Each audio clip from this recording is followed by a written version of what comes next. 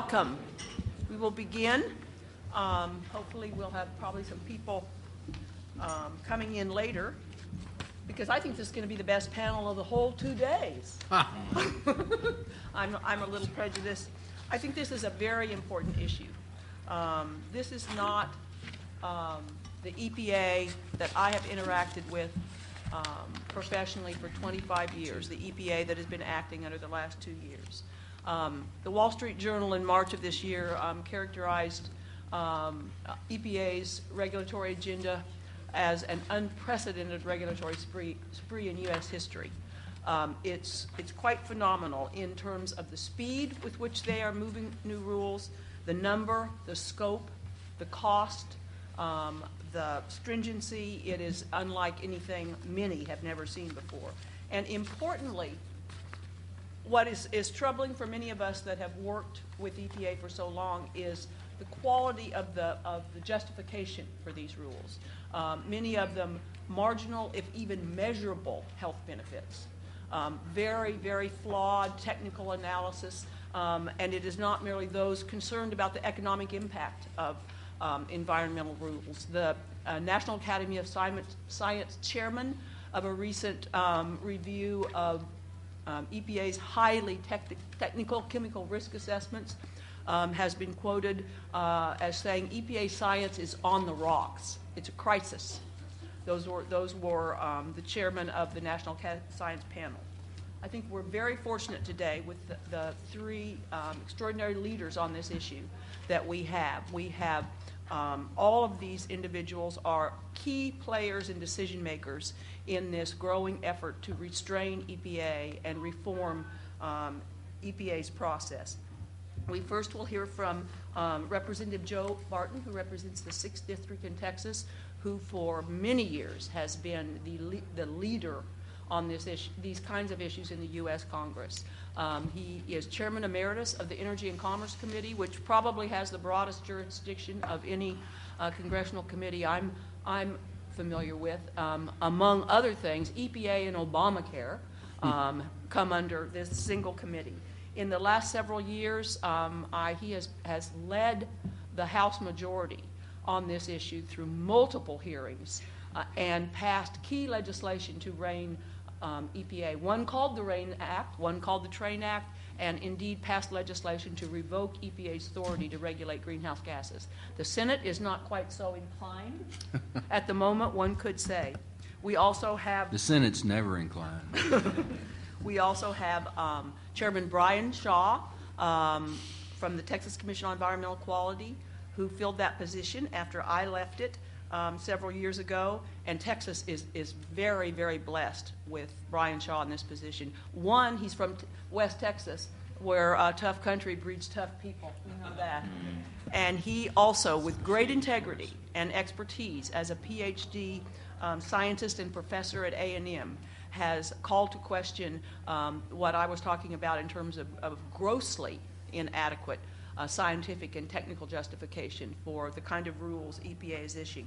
We also have Eric Groten, who is a partner with Vincent and Elkins law firm in Texas, and he is a very key player in the litigation that's going on in federal court.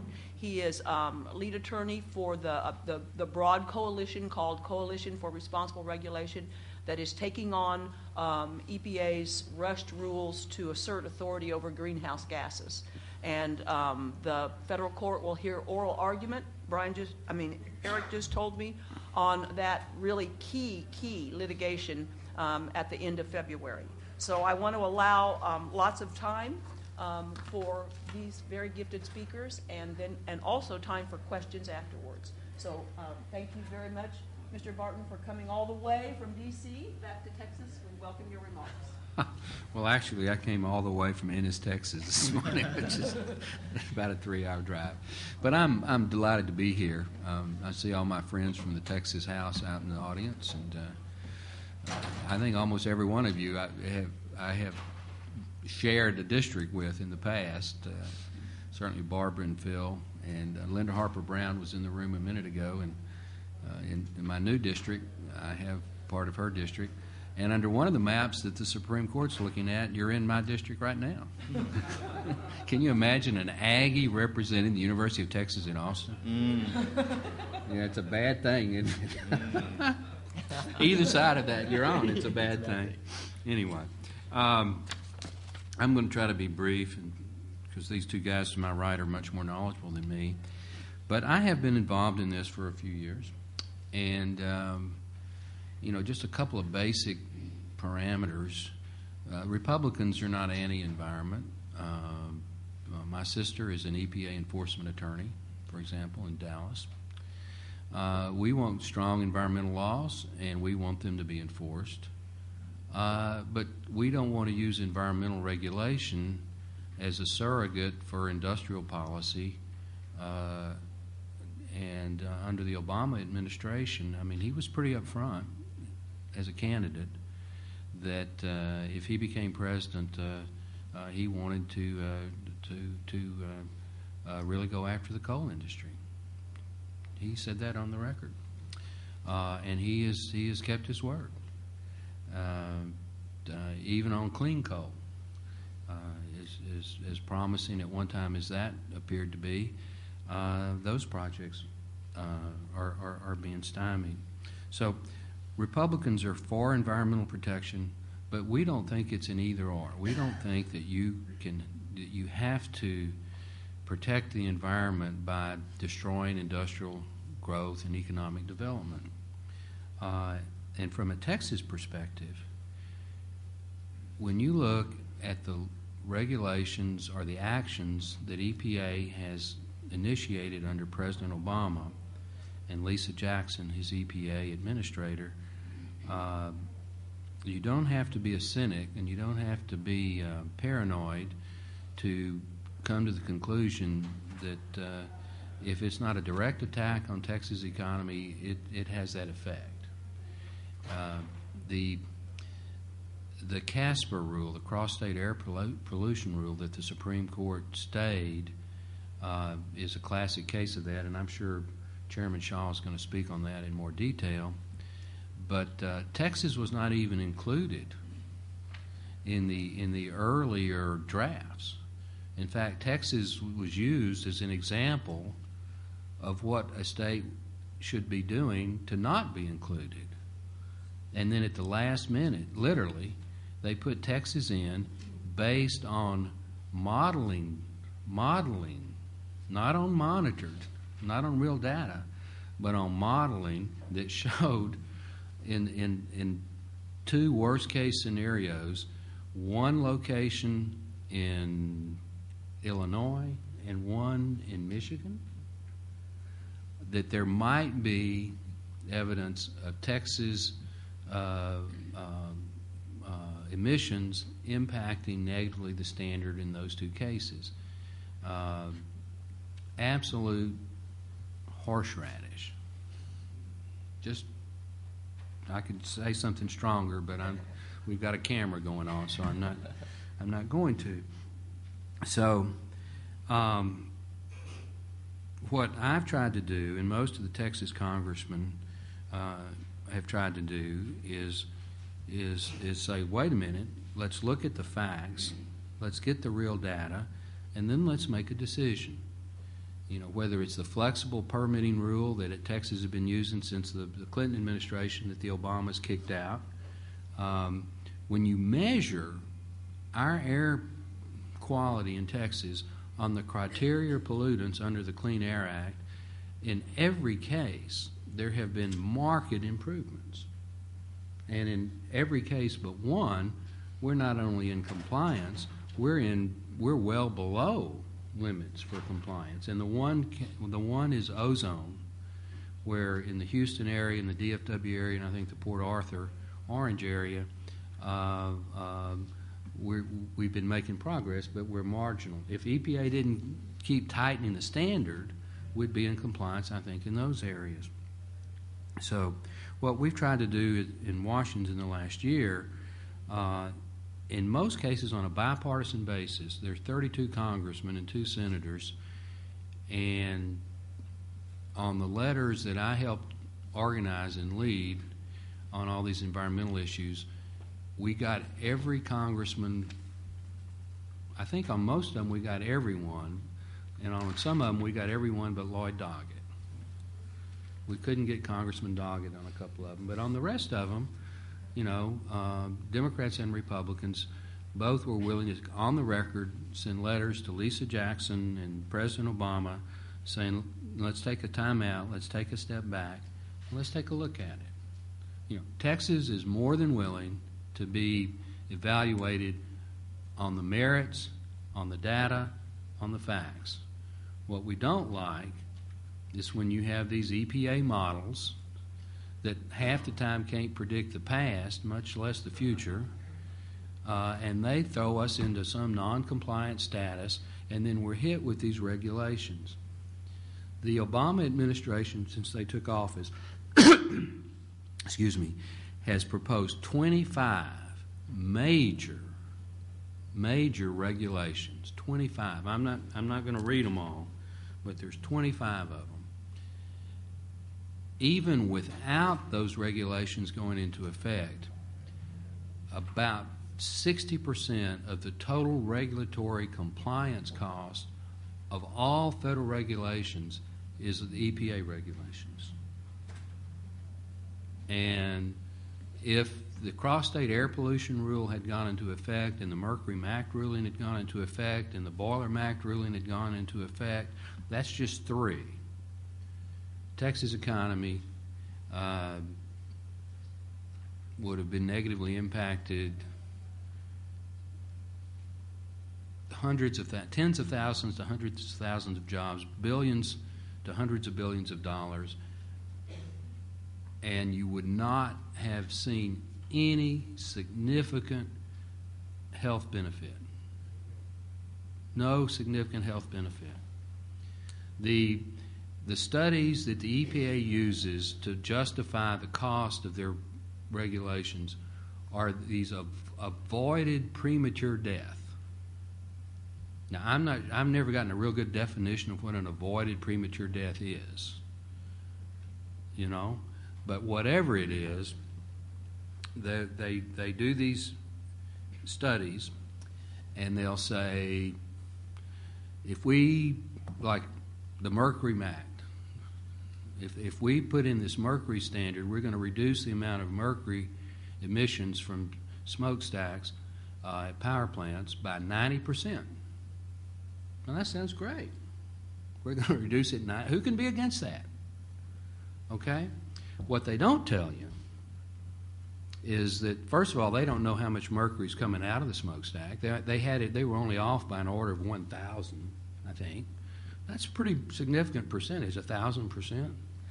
And, an average 500 megawatt coal-fired plant in Texas, when I asked Lisa Jackson how much mercury was emitted from the smokestack per year, her number was, I can't remember exactly, but it was several tons per year. In point of fact, it's 10 pounds per year. Okay? So they say, well, we're going to reduce that 90%. So you go from 10 pounds to 1 pound. And they predict you're going to save these nationwide, I think, 300,000 premature deaths a year. Well, do you know how many cases of mercury poisoning have been reported in Texas in the last 10 years? 0. Do you know how many cases of mercury poisoning have been reported in the country in the last 10 years? 0. Has there ever been a case of mercury poisoning that could be directly attributable to a mercury emission from a smokestack? No. It's because it's such a minute, mercury is a poison. It is very harmful, but there is no direct evidence of impact of trace of mercury emissions from coal-fired power plants getting into the food chain that then get into the digestive system or the tissue of a person and cause a harmful health. There's lots of evidence that mercury affects brain development. It affects, pregnant women. There's all kinds, but it's not because of airborne mercury. And so you're going to reduce mercury, first of all, they had wrong how much mercury is emitted, and secondly, even if you reduce it, you don't in the real world have a health benefit, because right now there's not a negative health benefit. An example in Texas would be the Big Brown power plant near Fairfield, Texas. That plant's been in existence almost 50 years. Okay, if there were a real health problem because of airborne mercury from coal-fired power plants, you would see it in Freestone County and Navarre County and Limestone County and Henderson County. You'd see it. Okay, we have workers at that plant now that their fathers worked at the plant, and we're about to have situations where their grandfathers worked at the plant, and they have done numerous studies. No negative health benefit that's measurable. Now, when you run theoretical models, you decide the answer you want, and you can crank it up to get the answer that you want. But when you actually measure in the real world, none. So, what we're trying to do is, in the Energy and Commerce Committee right now in Washington, I'm not the chairman, I'm the past chairman, I'm the chairman emeritus. But what we're trying to do under Chairman Upton and Subcommittee Chairman Whitfield is do hearings where we try to get the facts, require GAO and other industry groups and other government groups to actually do fact-based science, and then put a hold on all these regulations until we can find out what the facts are. And then if we need to tighten a regulation here or there, we need to change the Clean Air Act, we're more than willing to do it. But let's not do it until we absolutely have to, and we know what the facts are. And this Casper stay that the Supreme Court put into effect is a huge victory for common sense. In all honesty, while it affects a lot of states, I think 27 states were on the brief at the Supreme Court. The state that argued the most and put the most political muscle into it was the state of Texas. Our Attorney General, our Governor, our Lieutenant Governor, our Speaker, Texas House, Texas Senate, the entire U.S. Congressional delegation, we all went to bat, and I think it made a difference. I really do. So bottom line is it's not an either-or. You can have economic development and environmental protection. The Republicans are for that, but we don't want to be punitive on the economy based on some sort of a model data that you're not sure who put the variables and the assumptions into the model. And I will turn it back to the chairwoman, who will let these other two gentlemen speak. Well, now we will hear from Chairman Schott, and at your preference, seated or standing. Great, thank you. I'll follow the Congressman's lead here and do this seated. Thank you, first of all, Kathleen, and for the opportunity to be here. And Congressman Barton, it's a pleasure. I wish I had more time. You hit on so many critical, important issues, so I'm probably going to give a much different talk than I thought coming in, just because it was encouraging to hear the way you captured a number of these issues. So I want to, I guess, add a little background information to some of those issues. To begin with, I'll start. You made a comment which I thought was appropriate about the environment versus the economy and how it's not a choice. I have often argued that it's a misinformation. A lot of people try to paint us into a box that we're choosing between a strong economy and a strong environment. I would argue that we basically have to have both or we'll have neither, and I think Texas is a good example of that. We've managed to find an approach where we've worked to ensure that we have meaningful and appropriate regulations to provide for environmental protection, but do so in a way that's commensurate with encouraging a strong and developing economy. That happens to be pretty close to the mission statement for the agency that I happen to work for, the Texas Commission on Environmental Quality. And it's I think, true, and it's one that is somewhat obvious. I mean, you can look at it from first blush and say, well, if you're spending money on the environment, that's going to take away from the economy, or if you're just supporting the economy, the environment's going to suffer.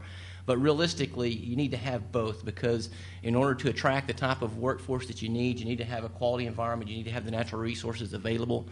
In order to have that strong environmental program, you have to have the economic engine to help power and pay for that. And I think we've seen that work in Texas. We certainly see that work globally, where you see those countries that have the least environmental protections are those that have the least amount of economic ability to address those. There's a direct correlation between economic prosperity and efforts to improve and protect the environment. So I applaud that, and it's something I've been very supportive of. And clearly, as I mentioned, Texas, I think, is a good case and example where we've seen environmental progress over the years by taking that approach where we rely on good science, we follow the law, try to throw in a healthy dose of common sense to ensure that we strike that balance between meaningful and protective environmental regulations, but doing so in a way that we can continue to have a prosperous and growing economy. I want to give a few comments with regard to CSAPR and specifically the stay. Just as background, indeed, the CSAPR, the Cross-State Air Pollution Rule, was issued by Texas, and I'll talk a bit, by the EPA, and I'll talk a little bit about the details of how Texas was not included in that, or properly included in that. And as Congressman Barton indicated, there has been a stay. In fact, on December the 30th, the U.S. Court of Appeals granted that stay, which I want to briefly talk about what that means. Obviously, the fight's not over. The U.S. Court of Appeals stay acknowledges a couple of things, though. One, it acknowledges, because these are the requirements they had to show were met before issuing that stay, and that is that there is a likelihood of Texas prevailing. You don't issue a stay if there's not some way feasible to see that the state could prevail. So I think that's a positive. Also, it has to be a finding that it would do no harm if they take this action, and maybe more importantly, that there would be harm occur if the stay is not existing. It doesn't exist. And that's something that I think was those many people who came forward to put support behind this effort were able to clearly point out that the implications of EPA's rule as it was laid out, not only did it fail to follow sound science, did it fail to follow the proper EPA protocol, but also had a very great potential impact on Texans across the state, because it was going to put in jeopardy our electric reliability and our ability to make sure the lights are on, make sure the heat is on during the winter, and make sure the air conditioner's running if we have another summer like we had this last summer, where lives literally are at stake if the power goes off. And so I think there's some positive from that. It's still not over. We'll continue to move forward. I believe the courts have asked for an April time frame as far as when we might get started moving down that road. It's likely to be appealed depending on the decision, but I'm encouraged by that stay. And I think it does a couple things which I've sort of alluded to already. One is it allowed some of those electric generators who were looking at making dramatic changes to their operation. One, it gives them more time to assess the situation and prepare to move forward. But two, we no longer have about 1,200 megawatts of electric generation that was going to be removed at the beginning of the year in order to comply with CSAPR. We also have another provider out in West Texas who was going to have to change the way they generate electricity. We talked some earlier, if you were in some of the earlier panels, or you may have heard our discussion about Texas generation portfolio, but the particular company I'm talking about relies on coal for its base load, and they use natural gas for peaking. So as the demand changes throughout the day, they bring on and off gas generation to be able to meet that demand. They were going to have to, in order to comply with CSAPR, flip that. They were going to have to run natural gas as their base load generation and then attempt to bring coal-fired power plants up and down to meet the fluctuations in daily load, which has a number of issues that are of concern, reliability being one. What is that going to do to those coal-fired power plants that are not designed for that intermittent operation? But one thing we did know for certain was it was going to have an increase in the cost of electricity.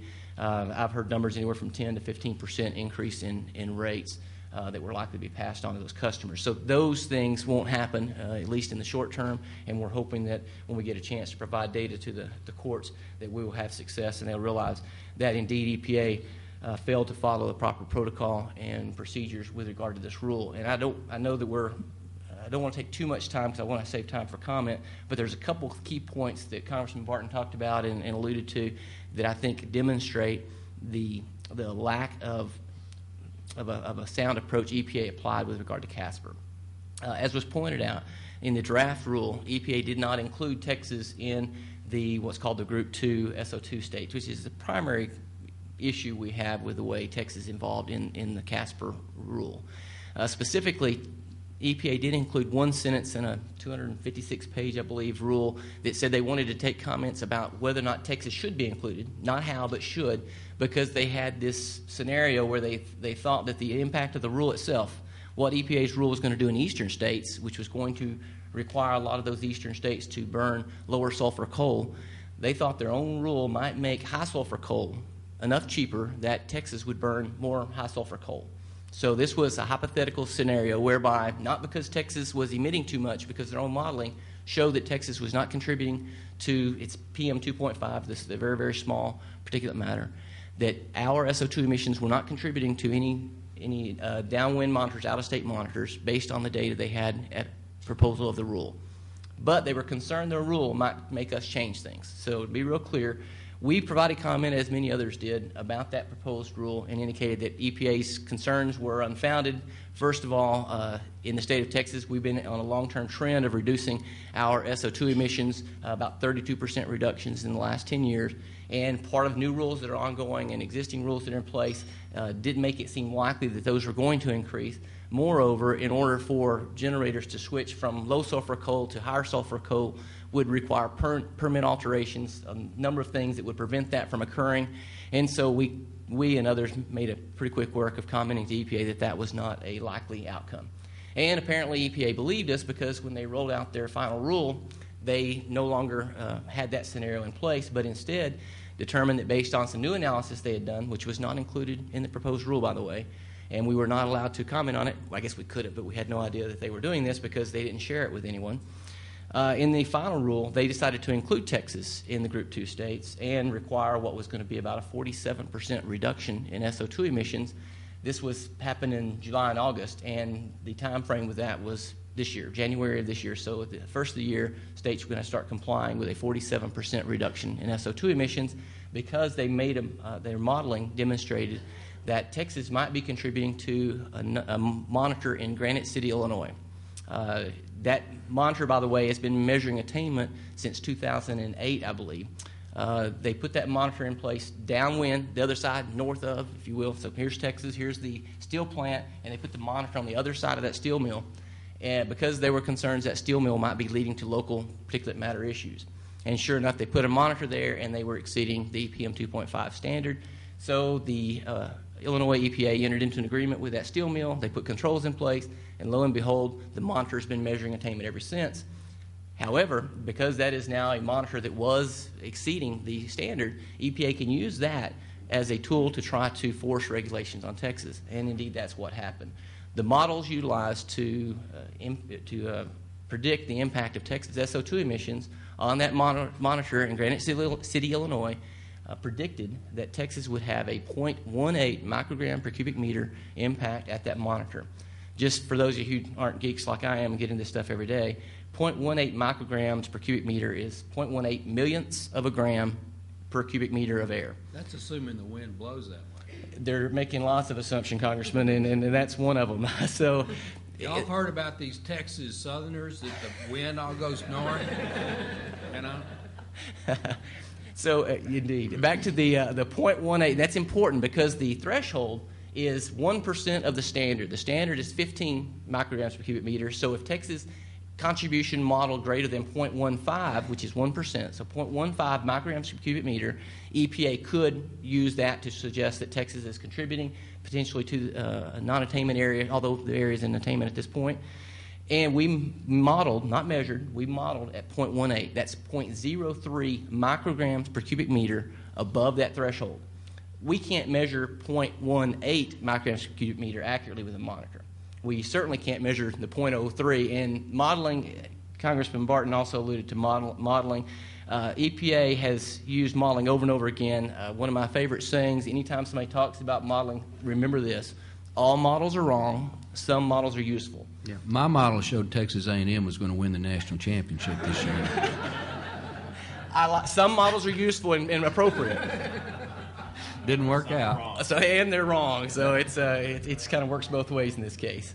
But models are a tool that you have to understand the limitations on. We use them all the time, but when you use them and you ignore on the ground real data, that causes problems.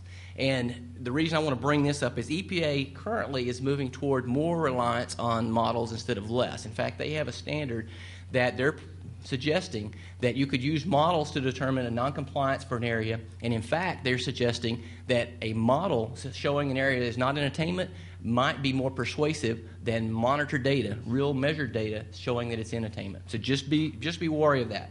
So EPA uses these models to predict, back to my story, meanwhile back at the ranch, use this model to predict a 0.18 micrograms per cubic meter concentration at this monitor in Granite City, Illinois. Again, to put that in context, if you lived your entire life there, we'll assume your entire life would comprise of 70 years, and you breathed that air at that monitor, and indeed we were contributing 0.18 micrograms per cubic meter every day of that 70-year lifetime, you would inhale about 91 milligrams of PM 2.5 during that lifetime.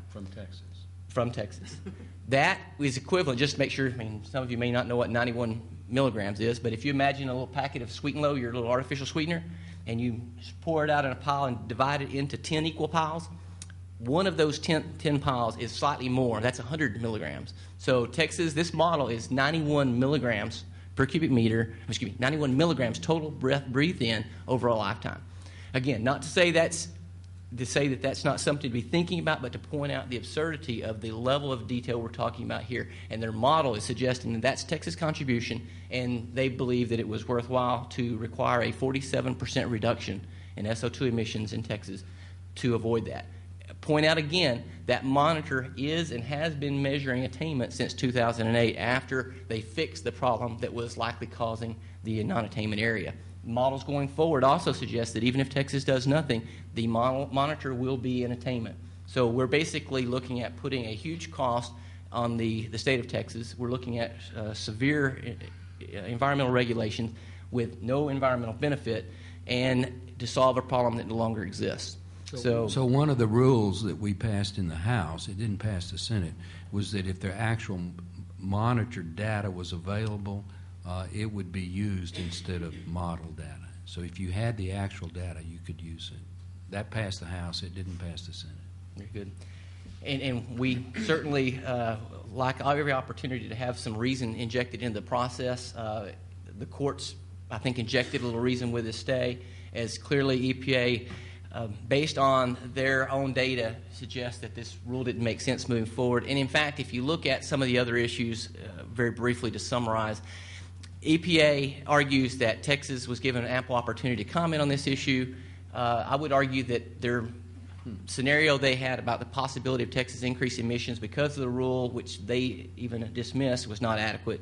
Their suggestion that somehow we would know that they were going to link Texas to a monitor in Granite City, Illinois, and provide meaningful comment, I think is absurd.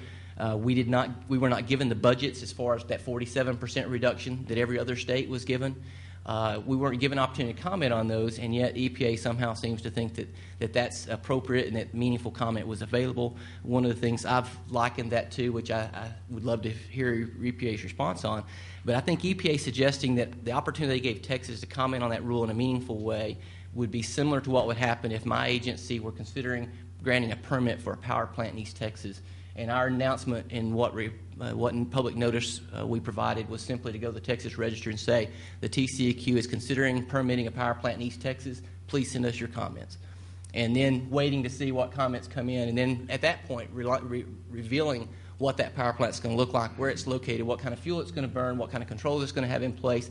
None of us could reasonably suggest that the average citizen, even the very complex and well-informed citizen or environmental group or elected official, would be able to provide meaningful comment on such a narrow scope of announcement.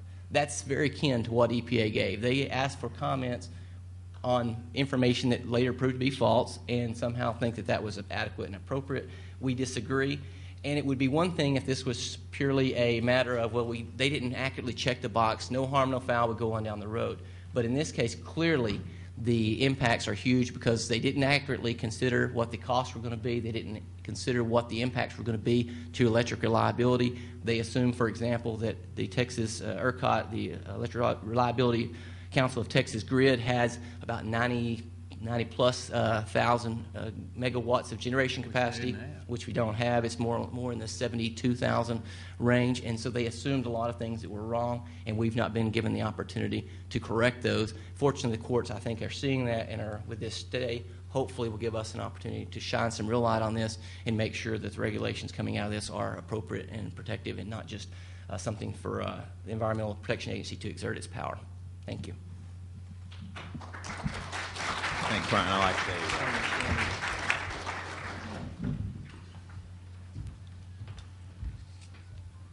just so I can follow my own presentation. Plus, I have Kathleen typically would have a more balanced panel up here, but as to the question presented today, I think we probably have fairly shared opinions. So since we do, I thought I'd bring in a dissenting opinion.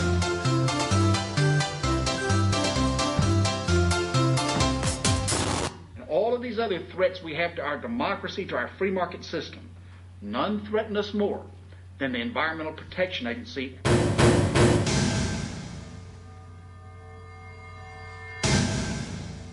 That sentence has two very false assertions. It's totally unconstitutional, wrong, immoral approach to presume that a chemical company is going to do something and then come in and regulate them to death. The administration put in a regulation last month, that would be December, last month, that's going to shut down 60 coal-fired power plants across this country. Why? Because of some horribly skewed analysis by the EPA that says that somehow none of this is harmful to health. It's not. I think the EPA has gotten completely out of control. We should end the Environmental Protection Agency's war against American oil and gas. One of my good friends is Mike Leavitt, who was the EPA administrator under George W. Bush. And I've asked some of the oil and gas company executives, what was it like under Mike Leavitt? And they said it was a whole lot better than it is today.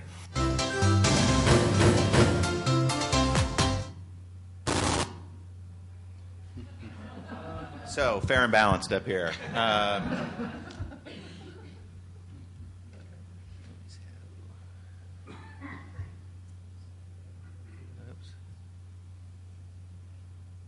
Sorry, this is not my machine here. Here we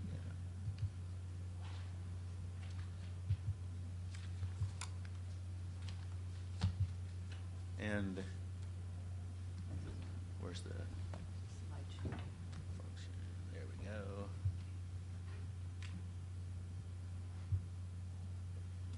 Thank you for your patience. And a couple things first about the slides themselves. First of all, gentlemen, the color is I mean, no offense. Even though I may be representing UT, I'm okay with all that. Well, what I'm not representing is Vincent Elkins. The thoughts, opinions expressed here are not those of my law firm or necessarily my clients, although I think they actually are. The rather provocative question that Kathleen has teed up for us today, does EPA stand for environmental protection or employment prevention? It's a very fair question, but I think the answer opportunities up there are incomplete at best, and maybe neither of these is quite correct. But before I turn to what I think the correct answer is as to what EPA might be standing for these days, be worth, I think, at least a moment or two to account for the rather provocative statement that it's not about environmental protection much anymore. Why would I say that, aside from some of the points that have already been made by my distinguished panel here, is that you look at where any entity spends its time, and you can kind of see where its treasure is. And over the last at least 3 or 4 years, where EPA has been choosing to spend its time, do not reflect a particularly keen interest in going after actual hard environmental problems. The headline attacks against Texas's administration of its environmental programs are really about process as opposed to substance. And I believe Congressman Barton already mentioned it, Texas for almost 20 years had in place a flexible permit program where, without any provocation from the federal government, any prompting, the state looked at its universe of sources that had been built prior to 1971, said, let's bring them all in for permits. In the process, let's get emissions quantified. In some cases, let's get emissions reduced. And in exchange for this new accounting of sources in Texas that had not previously gone through that process, the sources would get some flexibility to use the reductions that they had for adapting to market conditions, which sounds like a win-win idea. And indeed, for over 15 years, it was hailed as a very successful program with absolutely no known conditions where the program was abused or didn't achieve its environmental objectives. And yet the signature battle that was picked by the incoming administration, at least the regional administration out of Dallas, was to choose to disapprove this program. The end result of that was really absolutely, there's no environmental gain to be had from that disapproval, but it forced a number of companies to have to spend considerable resources developing applications this thick to launch an exercise that I think fairly characterize as an exercise in turning Aramaic into Sanskrit. I mean, it was just completely pointless. And the other thing that it, aside from having no benefit, it had a huge cost, really, in the sense of damaging cooperative relationships between state and federal environmental regulators, and it just sucked a whole lot of energy out of the room. And that reflects, I think, EPA's focus on process.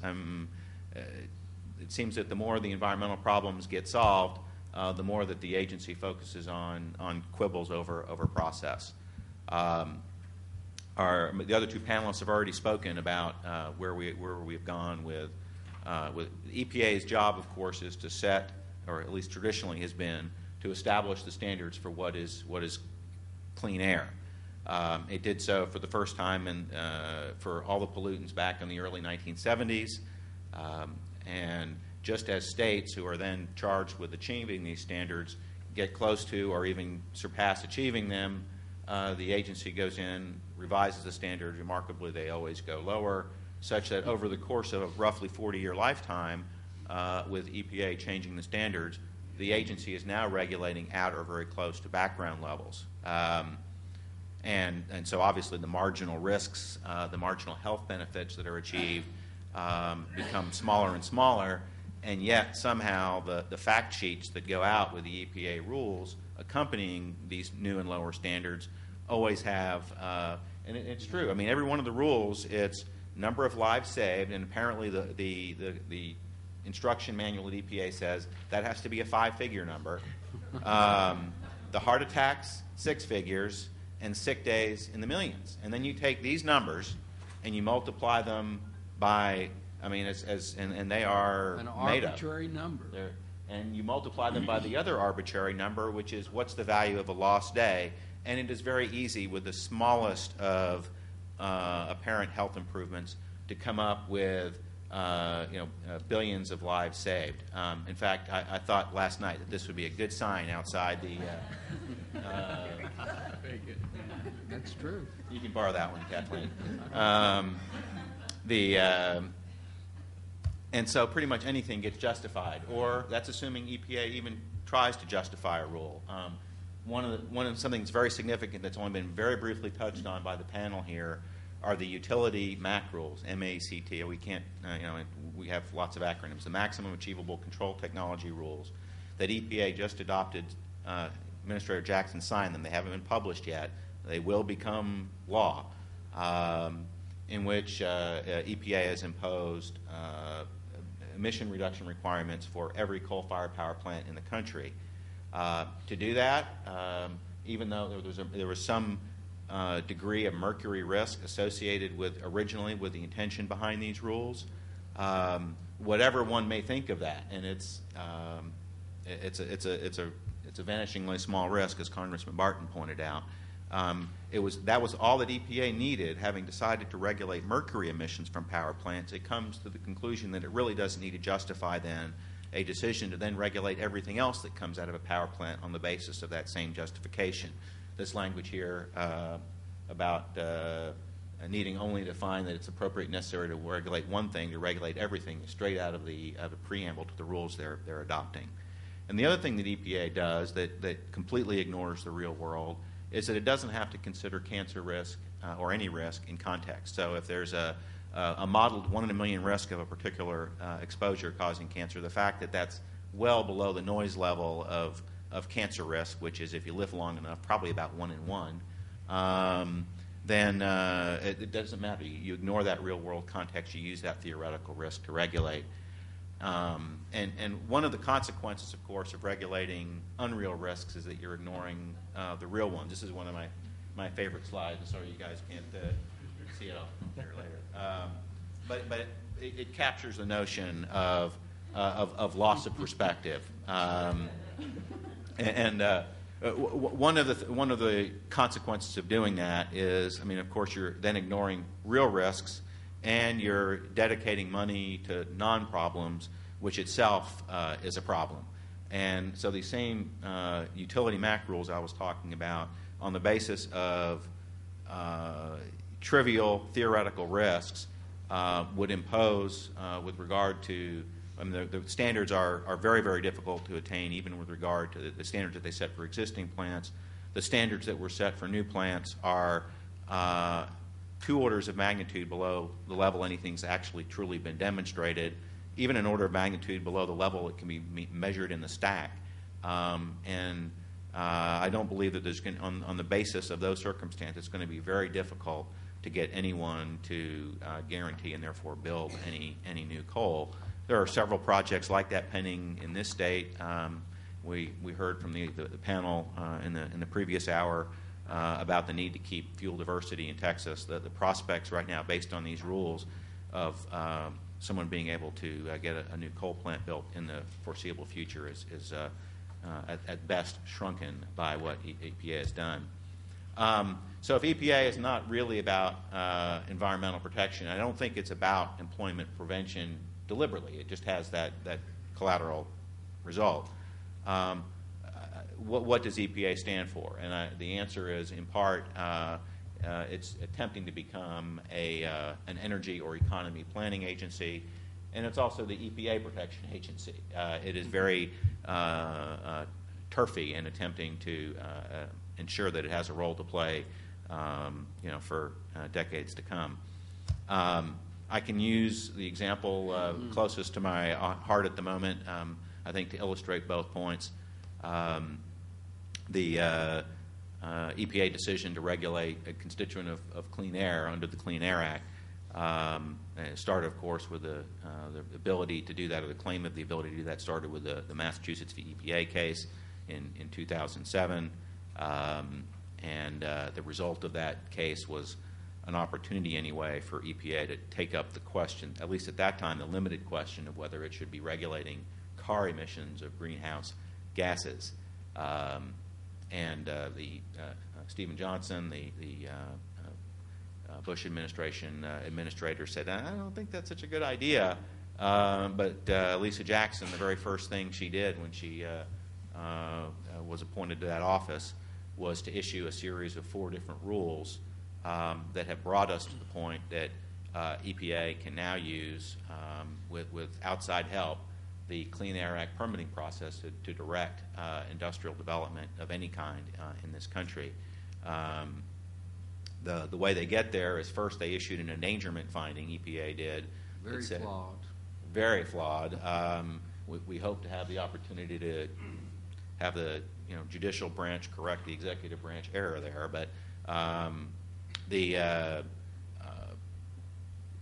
EPA just simply found, based on the usual parade of horribles that you might see an inconvenient truth, that there's just way too much greenhouse gas in the atmosphere, or there will be one day. We're not, but we don't know what the right level is of and what the correct amount of CO2 is in the atmosphere. We don't know what the right planetary temperature is, but it's not good, and therefore we find that greenhouse gases endanger public health.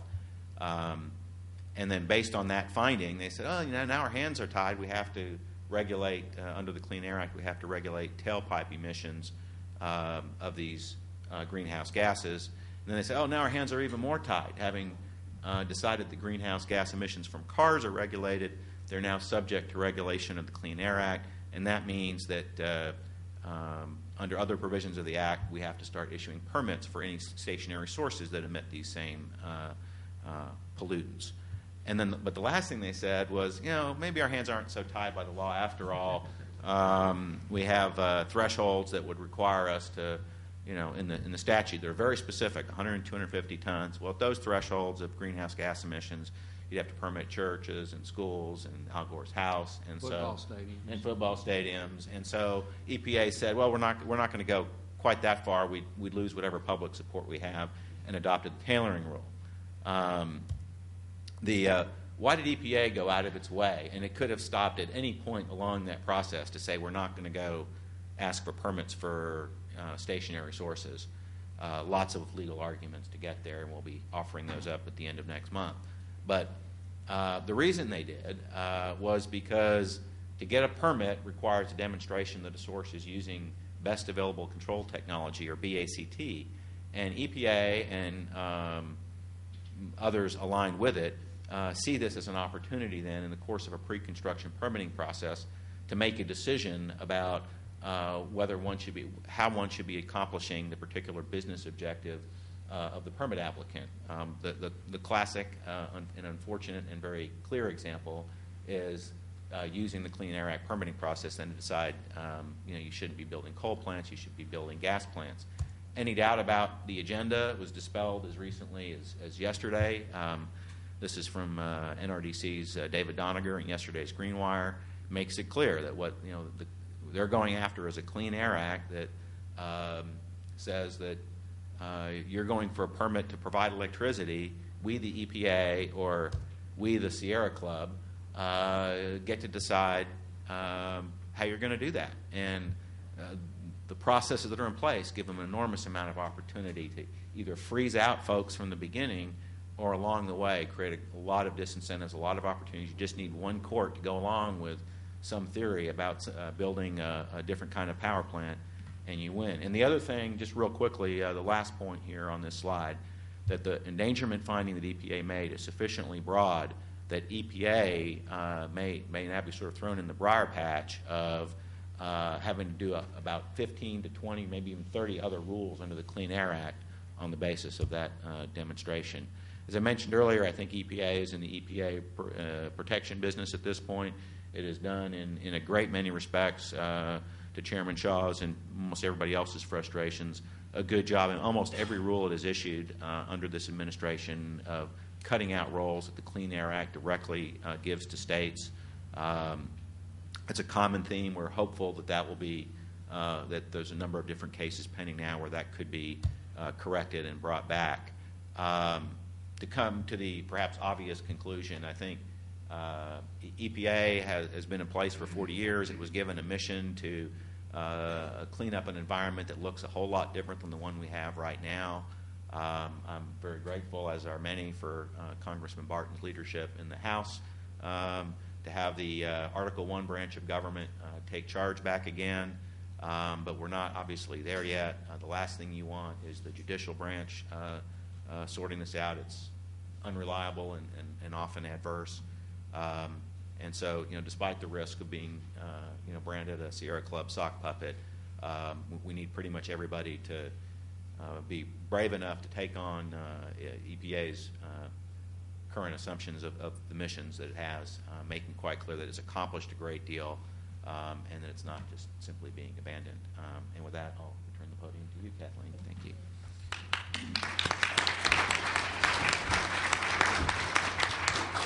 We'll take some questions now, and I just want to reiterate what all three panelists said that is so important in learning more about this issue and coming to understand it and why EPA needs to be restrained, the magnitude of the environmental improvement that has occurred in this country. And it's on EPA's own website, their own data. But yet, Their leadership will often, I mean, and this is a quote from an appearance of the current administrator on the Bill Maher show. Some days in this country, the air quality is so bad, don't go outside. Don't breathe the air. It may kill you. That's a quote. And it's actually a remarkable record of improvement. It's never over, but I think that's really, really important to kind of foundation to discuss this issue. I have a couple. Yes, as a small businessman, one of the great fears we have is when we elect, we elect members to the legislative bodies that they will create a monster. And there's a perception by small business, and I think a lot of people in this country, that we have created a monster. And it may be time to slay the monster and go back to basics, have sound data, sound science, and get back to basics and protect our public. Well, since I'm the only elected official up here, I'm a co-sponsor of the Clean Air Act amendments of 1991. I generally agree. I'm a supporter of Newt Gingrich for president, but I don't support repealing the EPA. I don't support repealing the Clean Air Act and the Clean Water Act. Markets by themselves cannot totally quantify or monetize environmental cost and benefits. So I think you have to have an environmental agency. I think you have to have some environmental law and regulation.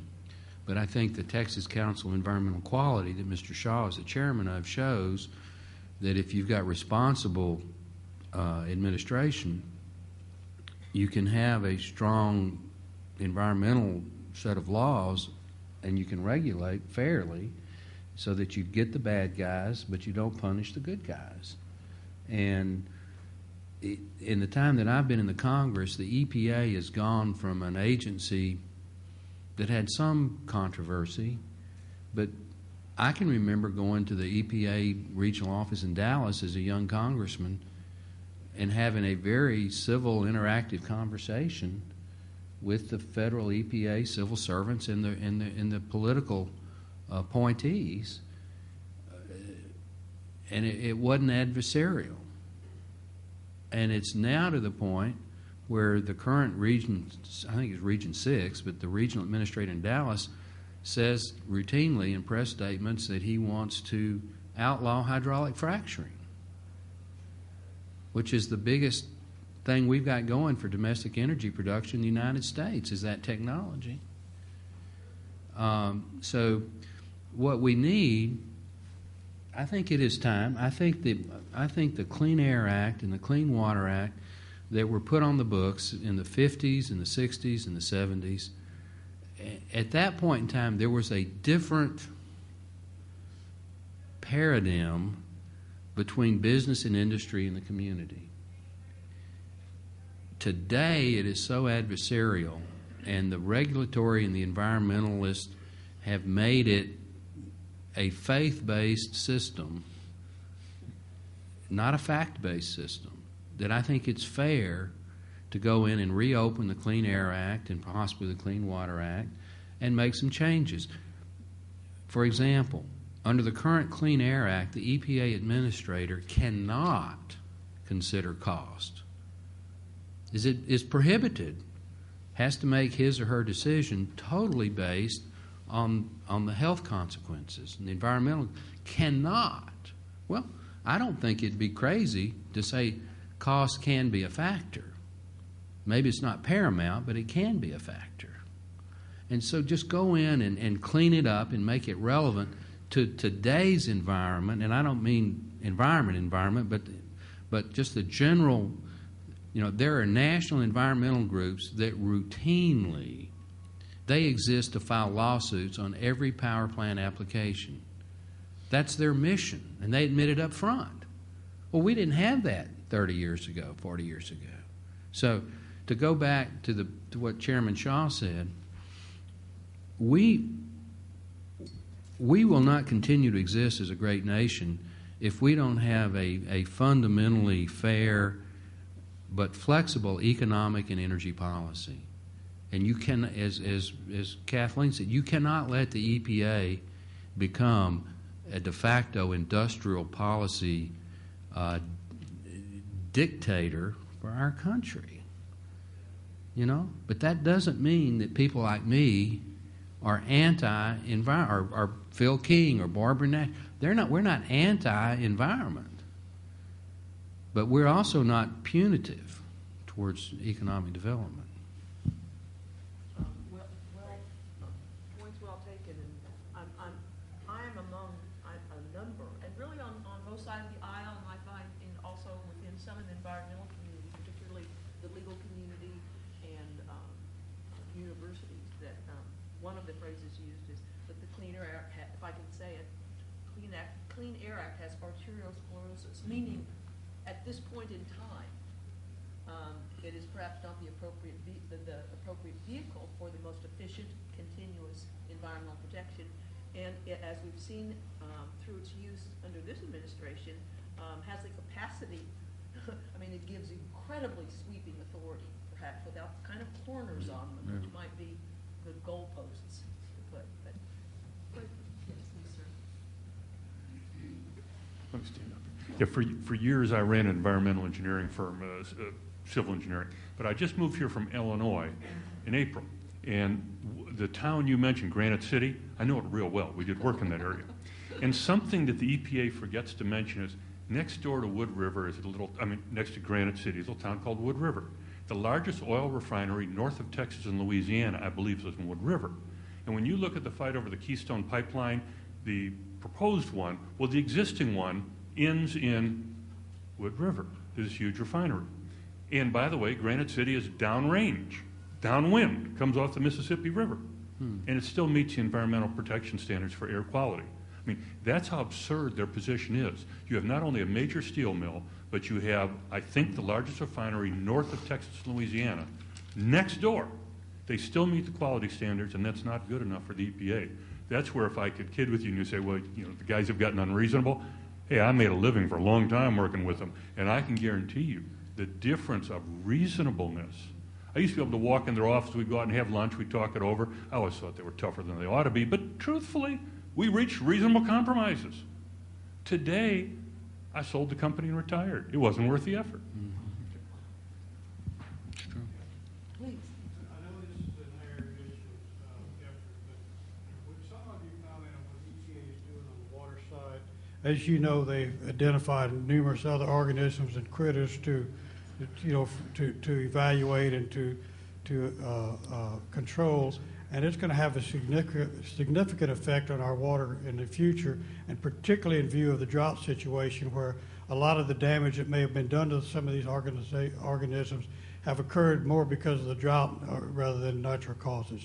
Well, they've thrown out in Florida. They've basically gone to war against the Florida Environmental Protection Commission, the state commission, and have thrown out all of their permits for water quality, for algae, or something, and they're going through and on a case-by-case basis requiring each entity to come forward and show how they can protect the water quality on a case-by-case. They've kind of done in Florida on water what they've attempted to do in Texas on air quality, and they've noticed in the Federal Register that they're getting ready to come out with some new clean water regulations to give the EPA more authority over the state, each state. Under the current Clean Water Act, most of the regulatory authority is still done at the state level, and EPA is attempting to preempt that. Now, they haven't done it yet, but they're preparing to. So it's the next coming great battle in their continuing effort to protect themselves and to get more regulatory authority. I'll speak a little bit to that as well. Good catch, thank you. We'll get the water problem. Very appropriate. Looking at the issue with EPA's water quality, and part of what you see in Florida and where they're pushing for is more numeric standards for management of nutrients and others that go into the water for algae and as well as for health and environmental purposes. And not unlike some of the challenges we see in the air quality side of things, it seems we continue to have to push for a more scientific approach.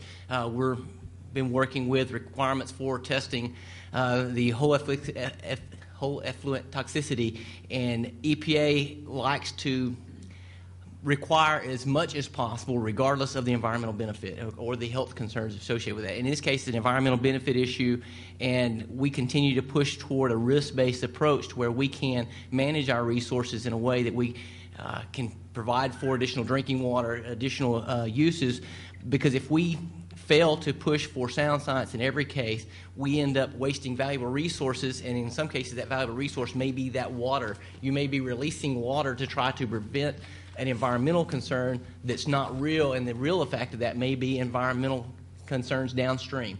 And so we're facing this on a continuous basis, so it's not just limited to the air side of things. And sort of in general, talking about the whole discussion about EPA moving forward, we need to have EPA return some of that relationship back to the states, where the states have that role. It's clearly laid out, and part of how that's going to happen is for Congress to reassert itself, which I think Congressman Barton has provided great leadership in trying to accomplish that, but to basically rein in what from my best objective analysis is an agency that's sort of punch drunk on its own power, and that is it seems to not be constrained by its own rules and by the law, but instead something it views as a good idea or the right thing to do or the thing it wants to do is appropriate to move forward with. And so you see that exhibit itself in several of these issues we've talked about, where EPA chooses when to obey its own rules and when to ignore it. We need to have that change. And one final point with regard to how we move forward, ensure that we don't continue down this path where EPA continues to ever tighten standards and ignore the real environmental and health benefits. We have a real scenario that's set up for failure at this point because things are different now than they were in 1970 when the Clean Air Act was first out. As you look at the approach EPA uses to set the standards, I'll speak to the National Air Quality Standards because those are one that I'm most comfortable and familiar with. But the process that they're using is to identify health impacts and those excess deaths and hospitalizations and lost work days. The process they utilize is flawed. They look at, in order to just give you a sense of with regard to the ozone standard, I'll do this as quickly as can. In order to determine what that standard should be, they look at data from a hospital. They look at hospitalizations and deaths that occur. And then they don't look at what caused those people's deaths or illness. They then look at data from the region based on the monitors that are in place, and they choose the worst concentrations, the highest concentration, and see if there's a correlation. Effectively, they're assuming the person who died or the person who is unhealthy lived in that location where that monitor is, when in actuality they may have lived nowhere near that. The net effect of that is they're using statistics to try to find correlations, and then they're using those correlations to suggest it's a cause. That used to work when we knew that ozone was causing a lot of health impacts because the levels were high enough. We're at the point now that, frankly, I think EPA is negligent in finding what the real causes of environmental and health concerns are, because we know that reducing ozone on paper is going to save all these lives and reduce all these lost work days. But in actuality, if you look at the epidemiological studies, you'll see that there's confounding issues. There's other pollutants, there's other things taken together, lifestyle, work exposures, other things that need to be considered if we're actually going to lead to improved health. What we're going to find following EPA's approach at this point is statistically we're going to say we need to lower the standard again. 5 or 10 years from now, we're going to look at the same data, and we're going to have reduced it, but the health impacts are still there. And the conclusion we're going to draw is we need to reduce them again because we're going to find those correlations. To summarize that, ozone goes up with other pollutants and other things. You're going to find correlations, but that doesn't mean there's a cause there. And until we wrestle with that hard fact, we're going to continue to chase the dog's tail, and we're going to continue every 5 years to think that we're doing the right thing from EPA by lowering the standards, and yet we're not going to see the health benefits associated with that, only the cost. I'll tell you one story. I know we need to go to lunch, but Mr. Groten mentioned that the Supreme Court in Massachusetts versus EPA ruled 5-4 that the EPA, since the Clean Air Act doesn't specifically say that CO2 is not a pollutant, then it could be, and that the EPA needed to make a decision whether the CO2 is a pollutant. Okay, that's the Massachusetts versus EPA. Now, For them to say it's a pollutant, they have to issue this endangerment finding. Okay? So President Bush is the president when EPA versus Massachusetts, and he starts a fact-based process to review the law and the science. Well, Obama comes into office, okay, in January of whatever it was, 2009, I guess, and they issue a press release within a week, I think, that they're going to issue this endangerment finding. Well, the problem is they actually have to go through a process. And at the EPA, there's a little office with about a half a dozen people that have to review the regulations and review the endangerment finding to see if it actually complies with the law. Kind of a unique concept in the Obama administration. And so there's a gentleman there, and he does about a 30-page review, and he says, we've only had a week to look at it, but we found 8 reasons that there's no endangerment here. Okay? So he prepares his report. He sends it to his supervisor. His supervisor sends it to the political guy. The political guy sends it to the White House. And all of a sudden, they get an email back, shut that guy up. And so this guy doesn't get it. You know, he's a career guy. He's been there 30 or 40 years. He's an honest guy. And he asked this. He says, but look, just this cursory review. This thing is so flawed, it's not even funny. And his supervisor says, shut up. Work on something else. But this guy keeps persisting. And finally, he gets an email back from the White House. We've already made up our mind. We don't want to know what the facts are. Now, I'm paraphrasing that. But that's close. Very close. We've already made up our mind. And so the supervisor tells this guy, he says, I want you to work on something else. Don't do anything else on this. The decision's been made.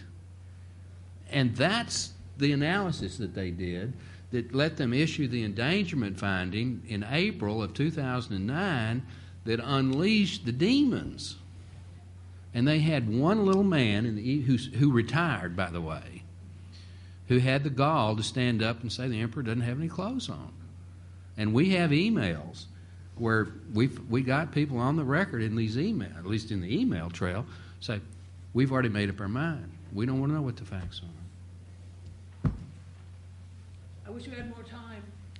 Thank you all very much. You guys know it.